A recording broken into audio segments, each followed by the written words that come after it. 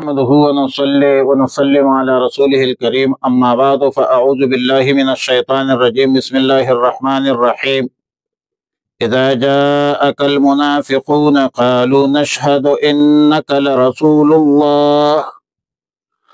پارہ نمبر 28 سورۃ المنافقون رکوع 1 آیت نمبر 1 غزوہ بنو المصطلق یا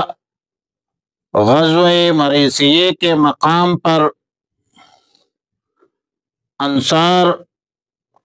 اور مہاجرین کے مابین جو معمولی تنازع پیش آیا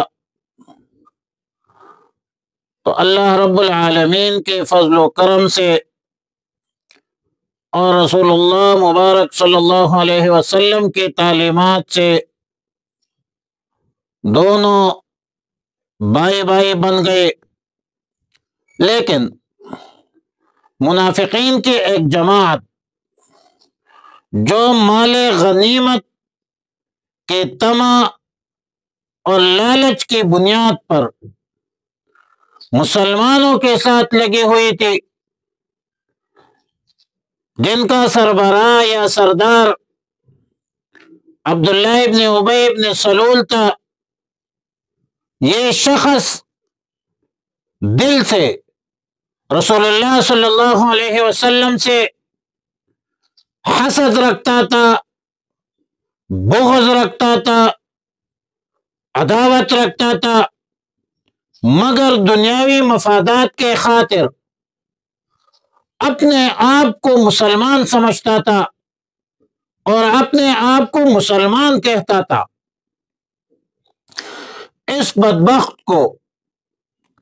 جب انصار اور مہاجر کے باہمی تصادم کی خبر ملی تو مسلمانوں کے مابین تفرقہ ڈالنے کا موقع ان بدبخت کو مل گیا، اور اس موقع کو غنیمت جان کر اپنے ایک مجلس میں کچھ نہ گفتگو کی، جس میں سب منافقین موجود ہے، مگر ایک مخلص پکا ٹکا مسلمان صحابی زید ابن ارقم رضی اللہ تعالیٰ عنہ بھی موجود تھا، اور اسی مجلس میں اس منافق نے، منافقین کے سردار نے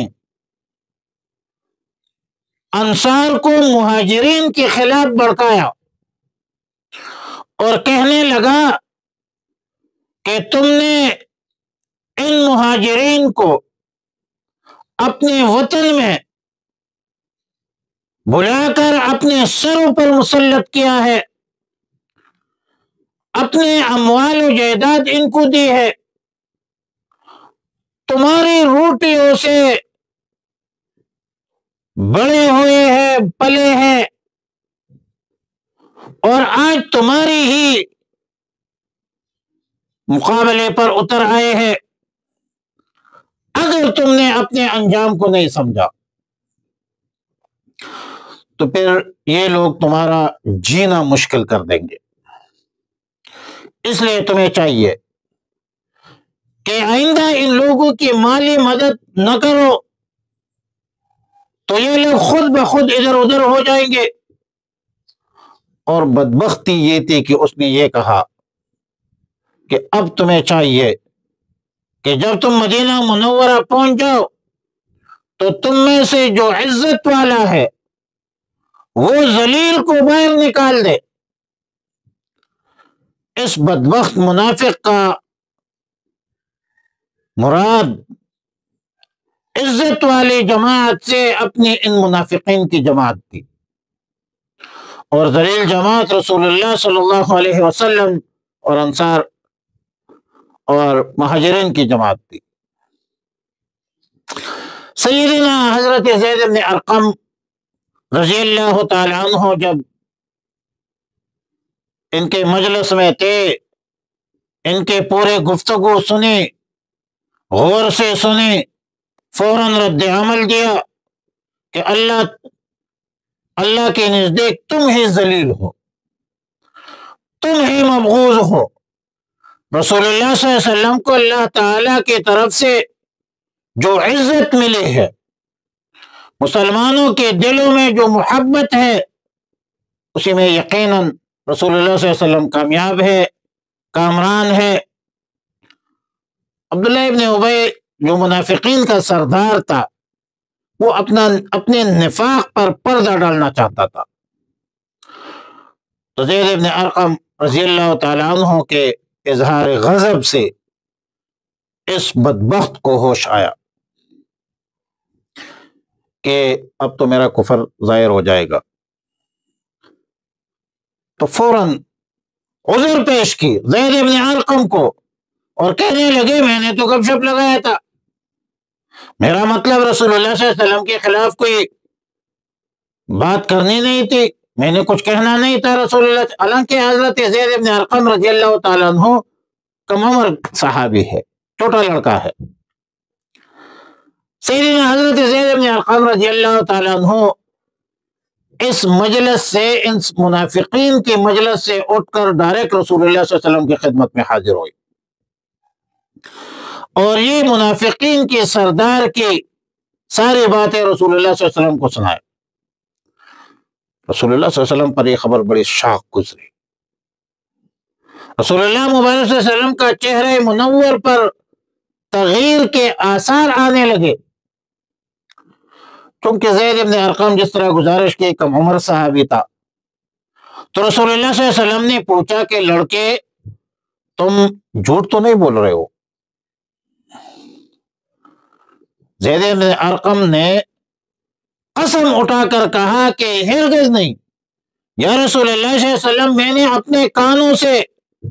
اس بدبخت کے یہ کلمات سنے ہیں۔ رسول اللہ صلی اللہ علیہ وسلم نے پھر پوچھا کہ لڑکے تمہیں کوئی شبہ تو نہیں ہوا ہے؟ تو زید ابن ارقم نے وہی جواب دیا کہ میں نے صحیح سنا ہے، ٹھیک ٹھاک سنا ہے اور سچ سنا ہے۔ اور پھر اس منافق عبداللہ ابن ابی ابن سلول کی منافقانہ چال اور ان کی یہ باتیں پوری لشکر میں پھیل گئی، اور پوری لشکر میں اس پر گفتگو شروع ہوئی، کرتے لوگ تجزیے پیش کرتے ہیں، گفتگو کرتے ہیں۔ انصار صحابہ کرام زید ابن ارقم کو ملامت کرنے لگے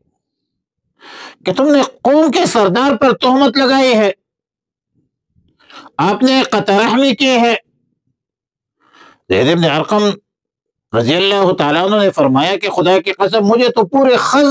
خزرج قبیلہ میں عبداللہ ابن ابی سے زیادہ محبوب کوئی ہے نہیں، مگر جب رسول اللہ صلی اللہ علیہ وسلم کے خلاف اس نے باتیں کی تو میں اسے برداشت نہیں کر سکا۔ محبوب ہے کہ رسول اللہ صلی اللہ علیہ وسلم سے زیادہ محبوب نہیں ہے، اور اگر میرا باپ بھی ایسی کوئی بات کہہ دیتا تو میں وہ بات بھی ضرور رسول اللہ صلی اللہ علیہ وسلم تک پہنچا دیتا۔ سلام ہے سیدنا عمر فاروق کے ایمانی جذبہ کو۔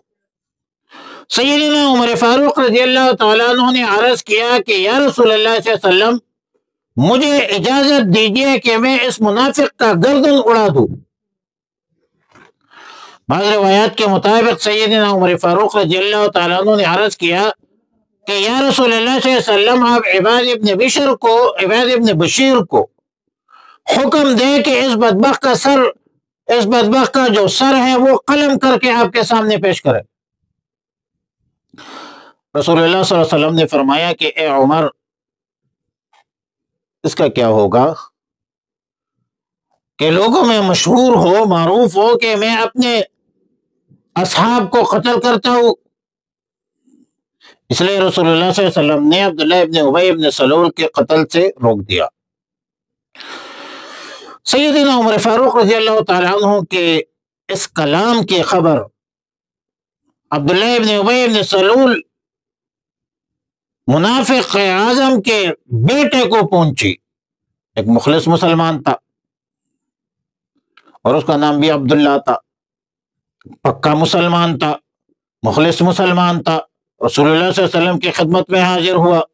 اور عرض کیا کہ یا رسول اللہ صلی اللہ علیہ وسلم، میرے باپ کی اس گفتگو کے بعد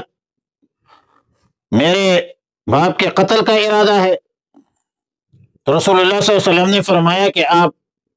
تو ہاں ارادہ ہے تو یا رسول اللہ صلی اللہ علیہ وسلم آپ مجھے حکم دیں، میں اپنے باپ کا سر قلم کر کے آپ کی خدمت میں حاضر کروں گا،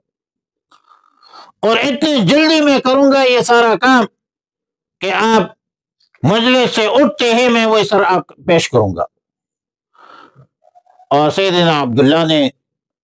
رضی اللہ تعالیٰ عنہ، جو اس منافق کا بیٹا تھا، مخلص پکا ٹکا مسلمان تھا، اس نے عرض کیا کہ پورا قبیلہ خزرج اس کا گواہ ہے کہ مجھ سے زیادہ اپنے والدین کی خدمت و اطاعت کوئی نہیں کرتا. میں زیادہ تابعدار ہوں، فرمان بردار ہوں، لیکن یا رسول اللہ صلی اللہ علیہ وسلم آپ کی عزت و ناموس کے خاطر میں اپنے باپ کا سر قلم کر سکتا ہوں. میں اللہ اور رسول کے خلاف ان کی کوئی چیز برداشت نہیں کر سکتا. اور مجھے خطرہ ہے کہ اگر آپ نے کسی اور کو میرے باپ کے قتل کا حکم دیا اور اس نے میرے باپ کو قتل کیا تو ایسا نہ ہو کہ میں اپنے باپ کا قاتل چلتا پھرتا دیکھوں اور مجھ میں غیرت نسبی غالب ہو جائے اور میں اسے قتل کروں جو میرے لیے عذاب کا سبب بن جائے. تو رسول اللہ صلی اللہ علیہ وسلم نے فرمایا کہ نہ میرا ارادہ ہے ان کے قتل کا، نہ میں نے کسی کو حکم دیا ہے. اور جب اس کو تسلی ہوئی تو اس واقعہ کے بعد رسول اللہ صلی اللہ علیہ وسلم نے خلاف عادت بے وقت سفر کرنے کا اعلان کیا، اور رسول اللہ صلی اللہ علیہ وسلم بذات خود الناقۃ القصویٰ، رسول اللہ صلی اللہ علیہ وسلم کی جو اونٹنی تھی قصویٰ نام کا، اس پہ سوار ہوئے. جب قافلہ چل پڑا تو رسول اللہ صلی اللہ علیہ وسلم نے منافق کو عبداللہ ابن ابی ابن سلول کو بلایا اور پوچھا کہ تم نے ایسا کہا ہے؟ تو عبداللہ ابن ابی ابن سلول قسمیں کھاتا رہا کہ میں نے ایسا ہرگز نہیں کہا.